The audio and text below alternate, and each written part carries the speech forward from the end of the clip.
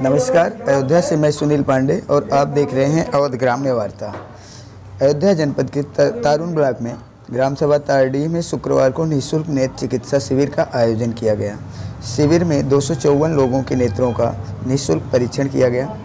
Camp के आयोजक ग्राम प्रधान हरीशचंद्र निषाद ने बताया कि अयोध्या फेको अस्पताल के डॉक्टर सत्यार्थ राय व शिल्पी शुक्ला ने 254 मरीजों के नेत्र परीक्षण किया। इसके उपरांत 50 मरीज आँख के ऑपरेशन के लिए चिन्हित किए गए, जिनका अस्पताल में निःशुल्क ऑपरेशन किया जाएगा।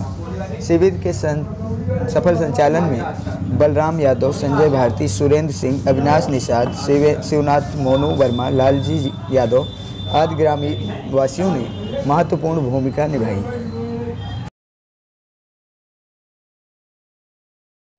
अयोध्या जनपद की खबरों से अपडेट रहने के लिए हमारे चैनल अवध ग्राम्य वार्ता को सब्सक्राइब करें। हमारी खबरों के बारे में जो भी आपकी राय है वो कमेंट के माध्यम से ज़रूर दें और खबरें पसंद आती हैं तो लाइक और शेयर करें। साथ ही खबरों को भेजने के लिए 94 54 83 48 95 नंबर पर व्हाट्सएप करें।